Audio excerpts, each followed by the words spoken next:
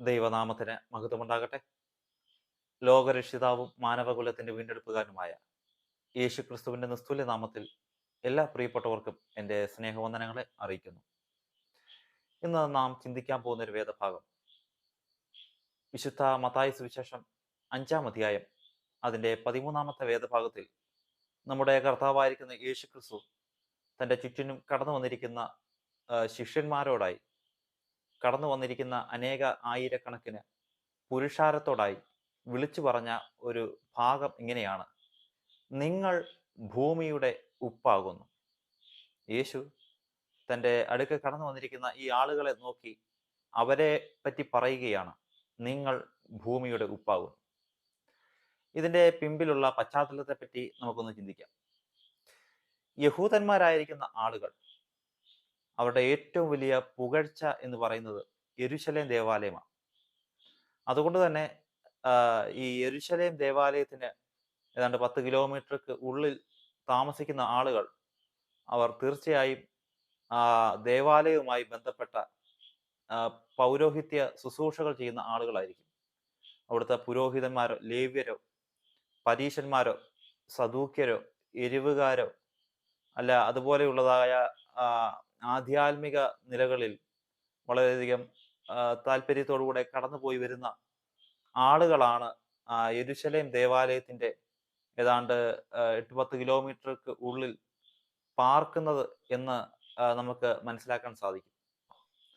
അപ്പം അതുകൊണ്ട് തന്നെ ഒരിക്കൽ നമ്മുടെ കർത്താവായിരിക്കുന്ന യേശു ക്രിസ്തു താൻ ഒരു പരീശന്റെ ഭവനത്തിൽ ഭക്ഷണം കഴിക്കാൻ വരുമ്പോൾ യേശു ക്രിസ്തുവിന്റെ കൂടെയുള്ളതായ സാധുക്കളും നിർധനരും കൂലിവേലക്കാരും മത്സ്യത്തൊഴിലാളികളും ഒക്കെയായ സാധാരണക്കാരായ ശിഷ്യന്മാർ അവർ കർത്താവിനോടുകൂടെ ഇരിക്കുന്നത് കണ്ട പരീശൻ യേശുവിനോട് ഈ പരീശൻ പറയുകയാണ്, നിന്റെ ശിഷ്യന്മാർ അവര് ഭക്ഷണം കഴിക്കുന്നതിന് മുമ്പ് കൈ കഴുകുന്നില്ല. വെറും കൈ കഴുകാത്തതല്ല അവിടുത്തെ വിഷയം, മറിച്ച് അവര് അതിനേക്കാൾ ഉപരിയായ നിലകളിൽ ദേഹശുദ്ധി വരുത്തുന്നില്ല എന്നുള്ളതാണ്. അപ്പം ഈ യഹൂദന്മാരായ ആളുകളെ സംബന്ധിച്ചിടത്തോളം മറ്റുള്ള ആളുകളെ, മറ്റുള്ള വ്യക്തികളെ വില കുറച്ചാണ് കണക്കാക്കുന്നത്. എന്നാൽ വിജാതികളായ വ്യക്തികളാണെങ്കിൽ യഹൂദന്മാരെ സംബന്ധിച്ചിടത്തോളം അവര് നായ്ക്കളായിട്ടാണ് കണക്കാക്കുന്നത്. അതുകൊണ്ടാണ് വേറൊരു ഭാഗത്ത് യേശു പറയുകയാണ്, മക്കളുടെ അപ്പം എടുത്ത് നായ്ക്കുട്ടികൾക്ക് ഇട്ടുകൊടുക്കുന്നത് വിഹിതമല്ല. യഹൂദരെ സംബന്ധിച്ചിടത്തോളം മറ്റ് ജാതിയിൽപ്പെടുന്ന ആളുകളും അല്ലെങ്കിൽ അവരോട് ഇടപഴകുന്ന ആളുകളെയും വില കുറച്ച് പലപ്പോഴും കാണുമായിരുന്നു. അപ്പോൾ ഈ ദേവാലയത്തിന്റെ പരിസര പ്രദേശത്ത് പാർക്കുന്ന ആളുകൾ അവർക്ക് തന്നെ ഒരു തലക്കനം വെച്ച് പുലർത്തിക്കൊണ്ടിരിക്കുക. ഈ ഇടുങ്ങിയ ധാരണയിലൂടെ മുമ്പോട്ട് പോകുമ്പോൾ യേശു ക്രിസ്തു തൻ്റെ മുമ്പിൽ കടന്നു വന്നിരിക്കുന്ന നിർധനരും സാധുക്കളും ആയ ചുങ്കം പിരിക്കുന്നവരും കടലിൽ ജോലി ചെയ്യുന്നവരും മറ്റ് ഇതര വേലകൾ ചെയ്യുന്നവരും എന്ന് വേണ്ടുന്ന സാധുക്കളായിരിക്കുന്ന അനേക ആയിരങ്ങൾ കർത്താവായ യേശു ക്രിസ്തുവിൻ്റെ അടുക്കൽ കടന്നു വരികയും യേശു ക്രിസ്തു അവരോട് സ്വർഗരാജ്യത്തിന്റെ മർമ്മങ്ങൾ താൻ പങ്കുവെക്കുവാൻ ഇടയായി തീർന്നപ്പോൾ സാധുക്കളായ നിർധനരായ അന്നന്നത്തെ ആഹാരത്തിന് വേണ്ടി വളരെ കഷ്ടപ്പാടുകൾ സഹിച്ച് മുമ്പോട്ട് പോകുന്ന വലിയൊരു ജനക്കൂട്ടം നമ്മുടെ കർത്താവായിരിക്കുന്ന യേശു ക്രിസ്തുവിൻ്റെയും തൻ്റെ ശിഷ്യന്മാരുടെയും അടുക്കൽ കടന്നു വരുമ്പോൾ യേശു ഈ കടന്നു വന്നിരിക്കുന്ന ആളുകളെ നോക്കി അവരെ ചൂണ്ടി പറഞ്ഞ ഒരു വേദഭാഗമാണ്, നിങ്ങൾ ഭൂമിയുടെ ഉപ്പാകുന്നു എന്ന്. ഇന്ന് എന്നെ കേൾക്കുന്ന ബഹുമാന്യരും ആദരണീയരുമായ പ്രിയപ്പെട്ടവരെ, ഇന്ന് നിങ്ങളെ നോക്കി കർത്താവായ യേശു ക്രിസ്തു ഇപ്രകാരം പറയുകയാണ്, നിങ്ങൾ ഭൂമിയുടെ ഉപ്പാകുന്നു. താങ്കളെ ഭൂമിയുടെ ഉപ്പാക്കി യേശു ക്രിസ്തു കണ്ടിരിക്കുന്നു. നിങ്ങളുടെ കുടുംബത്തിൽ ചിലപ്പോൾ സമാധാനമില്ലായിരിക്കാം, സന്തോഷമില്ലായിരിക്കാം, രുചികരമായ ജീവിത സാഹചര്യങ്ങൾ ഒന്നും ഇല്ലായിരിക്കാം. എന്നാൽ ആ നിരാശകളുടെ മധ്യത്തിൽ, ഭാരങ്ങളുടെ മധ്യത്തിൽ നിങ്ങളുടെ ഭവനത്തെ രുചിപ്പിക്കുന്ന, നിങ്ങളുടെ കുടുംബത്തെ രുചിപ്പിക്കുന്ന ഉപ്പാക്കി, കാരമുള്ള ഉപ്പാക്കി യേശു ക്രിസ്തു എന്നെയും നിങ്ങളെയും കാണുവാൻ ഇടയായി തീർന്നിരിക്കുന്നു. ഈ വേദഭാഗം എന്നെ വളരെയധികം ചിന്തിപ്പിക്കുവാനിടയായി. നിങ്ങൾ ഭൂമിയുടെ ഉപ്പാകുന്നു. ഈ വേദഭാഗത്തെപ്പറ്റി ഞാൻ ചിന്തിച്ചപ്പോൾ നമ്മുടെ കേരളത്തിന്റെ പൂർവകാല ചരിത്രം ഞാനൊന്ന് പരിശോധിക്കുവാൻ ഇടയായി തീർന്നു. അതായത് പണ്ട് കാലഘട്ടങ്ങളിൽ നമ്മുടെ ഈ നാട്ടിൽ ജീവിച്ചിരുന്ന ആളുകൾക്ക് ഇന്ന് നാം അനുഭവിക്കുന്ന സുഖ സൗകര്യങ്ങളോ നല്ല വസ്ത്രം ധരിക്കാനോ നല്ല പാർപ്പിടം ധരിക്കാനോ നല്ല ജീവിത സാഹചര്യങ്ങളും ഒന്നും ഉണ്ടായിരുന്നില്ല. ആ കാലഘട്ടത്തിൽ ജീവിച്ചിരുന്ന ആളുകളെ സംബന്ധിച്ചിടത്തോളം അവർക്ക് ഒരു വെള്ള വസ്ത്രം അത് വാങ്ങി വെള്ളയായിട്ട് തന്നെ ധരിക്കുവാൻ അവർക്ക് അവകാശം ഉണ്ടായിരുന്നില്ല. അവര് വാങ്ങുന്ന വസ്ത്രം അത് ചെളിയിലും കരിയിലൊക്കെ ഇട്ട് പുരട്ടി അതിനെ രൂപഭേദം വരുത്തിയതിന് ശേഷം മാത്രമേ ധരിക്കാൻ അവകാശമുണ്ടായിരുന്നുള്ളൂ. സംസാരിക്കുന്ന ഭാഷാ ശൈലി പോലും വളരെ വ്യത്യസ്തമായ നിലകളിൽ വേണമായിരുന്നു ഓരോ വിഭാഗത്തിൽപ്പെടുന്ന ആളുകൾക്കും സംസാരിക്കാൻ. അതായത് ഒരു മനുഷ്യൻ ഞാൻ എന്ന് പറഞ്ഞാൽ സമൂഹത്തിൽ താണ വിഭാഗത്തിൽപ്പെടുന്ന ആളുകളെ സംബന്ധിച്ചിടത്തോളം ഞാൻ എന്ന് പറയാൻ അവൻ അവകാശം ഉണ്ടായിരുന്നില്ല. അവനെ തന്നെ വിശേഷിപ്പിക്കുന്ന പദമാണ് അടിയാർ, അടിയാൻ. വേറൊരു കാര്യം ചിന്തിച്ചാൽ ഒരുവൻ കുളിച്ചു എന്ന് പറഞ്ഞാൽ വേറൊരാൾക്ക് കുളിച്ചു എന്ന് പറയാൻ അവകാശം ഉണ്ടായിരുന്നില്ല. ഞാൻ നനഞ്ഞു എന്ന് വേണം പറയാൻ. ഒരാള് ഞാൻ കഴിച്ചു അല്ലെങ്കിൽ ഞാൻ കുടിച്ചു എന്ന് പറഞ്ഞാൽ വേറൊരു വ്യക്തിക്ക് കഴിച്ചെന്നോ കുടിച്ചെന്നോ പറയാൻ അവകാശം ഉണ്ടായിരുന്നില്ല. അവൻ ഉപയോഗപ്പെടുത്തുന്ന വാക്കാണ് ഞാൻ മോന്തി. എന്നതുപോലെ വളരെ വളരെ വ്യത്യസ്തമായ ഭാഷാ പ്രയോഗങ്ങളായിരുന്നു, സംസാര രീതിയായിരുന്നു ആ കാലഘട്ടത്ത് ഉണ്ടായിരുന്നത്. ആ കാലഘട്ടങ്ങളിൽ ജീവിച്ചിരുന്ന ആളുകൾ വളരെയധികം കഷ്ടപ്പെട്ടും അധ്വാനിച്ചുമാണ് ജീവിച്ചുകൊണ്ടിരുന്നത്. നമ്മുടെ നാട്ടിൽ പണ്ട് കാലഘട്ടങ്ങളിൽ ഒത്തിരി ഉണ്ടായിരുന്ന ഒരു കൃഷി രീതി അത് നെൽകൃഷിയായിരുന്നു. ഈ പാടത്തും പറമ്പിലൊക്കെ ജോലി ചെയ്യുന്ന ആളുകളെ സംബന്ധിച്ചിടത്തോളം അവര് പ്രഭാതത്തിൽ തന്നെ അവർ ജോലിക്ക് വേണ്ടി കണ്ടത്തിലിറങ്ങും. അവര് അവിടെ കടന്നു വന്ന് അവരുടെ കായിക ബലം കൊണ്ട് അവരുടെ അധ്വാനം കൊണ്ട് ആർക്ക് വേണ്ടിയിട്ടാണോ വേല ചെയ്യുന്നത്, ആർക്ക് വേണ്ടിയിട്ടാണോ ആ പാടത്ത് ഉഴവുന്നത്, അവരുടെ കളപ്പുരകളെയൊക്കെയും ഈ സാധുക്കളായിരിക്കുന്ന ആളുകൾ അവരുടെ അധ്വാനം കൊണ്ട് അവയൊക്കെ നിറയ്ക്കുവാൻ ഇടയായിത്തീരും. എന്നാൽ വളരെയധികം സങ്കടകരമായ ഒരു കാര്യം, നമ്മുടെ ഇടയിലൊക്കെ ഉള്ള ഒരു വിഭാഗം ആളുകളാണ് പുലയർ. 19-ാം നൂറ്റാണ്ടിലെ ഒരു ചരിത്രം നാം പരിശോധിച്ചാൽ 19-ാം നൂറ്റാണ്ട് മുതലുള്ള കാലഘട്ടങ്ങളിൽ നമ്മുടെ ഈ കൊച്ചു കേരളത്തിൽ അങ്ങിങ്ങായി സംഭവിക്കുന്ന പല സംഭവ വികാസങ്ങളെ പറ്റിയും ചരിത്ര പുസ്തകങ്ങളായി രേഖപ്പെടുത്തിയിരിക്കുന്നത് നമുക്ക് കാണുവാൻ സാധിക്കും. അപ്പം അവിടെയൊക്കെ രേഖപ്പെടുത്തി വച്ചിരിക്കുന്ന വളരെയധികം കരളലിയിക്കുന്ന ഒരു സംഭവം എന്തെന്ന് വെച്ചാൽ, ഈ പുലയർ തുടങ്ങിയതായ വളരെ താഴ്ന്ന വിഭാഗത്തിൽപ്പെടുന്ന ആളുകൾ അവര് പകലന്തിയോളം വളരെയധികം അതികഠിനമേറിയ വേല ചെയ്തും ജോലി ചെയ്തും അവര് തങ്ങളായിരിക്കുന്ന ആ പാടങ്ങളിലും പറമ്പുകളിലും അവര് കായികമായി അധ്വാനിക്കുവാൻ ഇടയായിത്തീരും. അവരുടെ അധ്വാനത്തിന്റെ ഫലമാണ് അനേക ഇല്ലങ്ങളിലെ കളപ്പുരകൾ നിറയപ്പെടുവാൻ ഇടയായിത്തീർന്നത്. എന്നാൽ വളരെയധികം ഹൃദയഭേദകമായ ഒരു കാര്യം, അനേക ഇല്ലങ്ങളുടെയും കോവിലകങ്ങളുടെയും കളപ്പുരകൾ നിറയ്ക്കുന്ന അനേക വ്യക്തിജീവിതങ്ങളുടെ തരിശു പാടങ്ങൾ നിറയ്ക്കുന്ന ഈ സാധുക്കളും നിർധനരുമായ ഇവിടെയുള്ളതായ പല വിഭാഗത്തിൽപ്പെടുന്ന ആളുകൾക്കും അവരുടെ കുടുംബങ്ങളിൽ അവരുടെ സ്വന്തം വീട്ടിൽ ഒരു മണി അരി പോലും എടുക്കാൻ ഇല്ല എന്നുള്ളതാണ് ഏറ്റവും വലിയ വൈരുദ്ധ്യം. സമൂഹത്തിൽ താഴേക്കിടയിൽ ഉണ്ടായിരുന്ന അനേക വിഭാഗത്തിൽപ്പെടുന്ന ആളുകൾക്ക് അരിയാഹാരം കഴിക്കാൻ വക ഉണ്ടായിരുന്നില്ല. ഒരു ചരിത്ര പുസ്തകത്തിൽ രേഖപ്പെടുത്തിയിരിക്കുന്ന ഒരു ഭാഗം, അക്കാലഘട്ടങ്ങളിൽ 30 ചക്രം കൊടുത്താൽ ഒരു പറ അരി കിട്ടും. എന്നാൽ 30 ചക്രം കൊടുത്ത് ഒരു പറ അരി മേടിക്കുവാൻ അക്കാലഘട്ടത്തിൽ ജീവിച്ചിരുന്ന പല ആളുകൾക്കും അതിനുള്ള സാഹചര്യം ഉണ്ടായിരുന്നില്ല.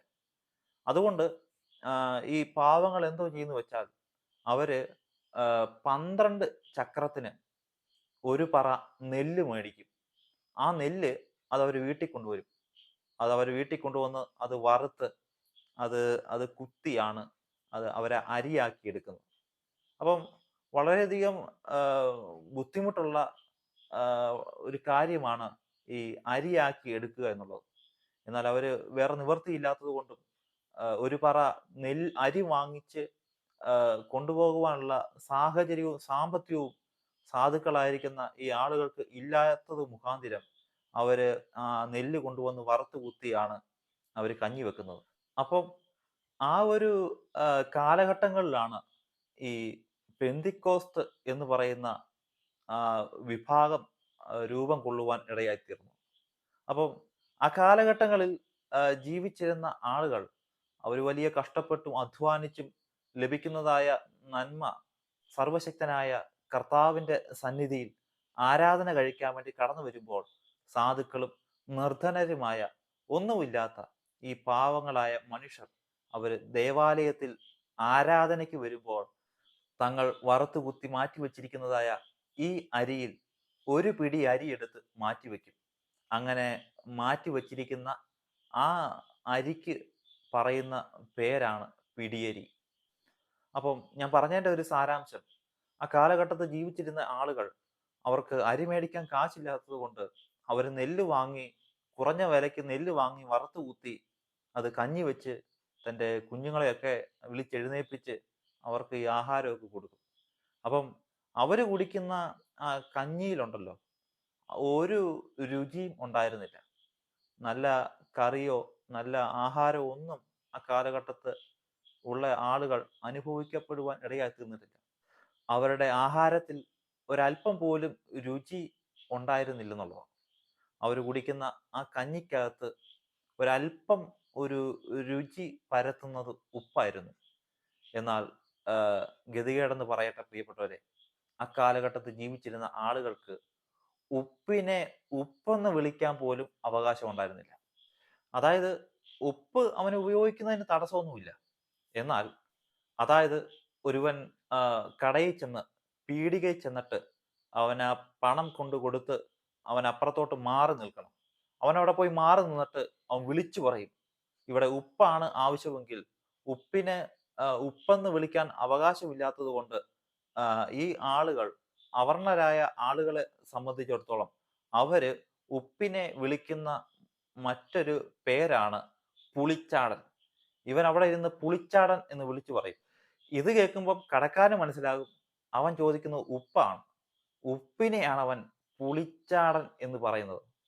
അപ്പോ വെറും 70ഓ 80ഓ 100ഓ കൊല്ലങ്ങൾക്ക് മുമ്പ് വരെ നമ്മുടെ കേരളത്തിൽ ഉള്ളതായ ആളുകൾക്ക് ഉപ്പിനെ ഉപ്പെന്ന് വിളിക്കാനുള്ള അവകാശവും അധികാരവും ഇല്ലാതിരിക്കുമ്പോൾ ഇന്ന് എന്നെ ഈ മാധ്യമത്തിലൂടെ കേൾക്കുന്ന പ്രിയപ്പെട്ടവരെ 70ഓ 80ഓ 100ഓ കൊല്ലങ്ങൾക്ക് മുമ്പോ അല്ല, ഏതാണ്ട് 2025 വർഷങ്ങൾക്ക് മുമ്പ് ദൈവത്തോടുള്ള സമത്വം മുറുകെ പിടിക്കണമെന്ന് വിചാരിക്കാതെ തന്നെത്താൻ താഴ്ത്തി വേഷത്തിൽ മനുഷ്യനായി ഈ ഊഴിയമുഖത്തേക്ക് ജന്മമെടുത്ത നമ്മുടെ കർത്താവായ ലോകത്തിന്റെ രക്ഷിതാവായ യേശുക്രിസ്തു തന്റെ മുമ്പിൽ കടന്നു വന്നിരിക്കുന്ന ആളുകളോടും ഇന്ന് രാത്രികാലം ഇത് കേൾക്കുന്ന നിങ്ങളോടും ഇപ്രകാരം വിളിച്ചു പറയുകയാണ്, നിങ്ങൾ ഭൂമിയുടെ ഉപ്പാകുന്നു.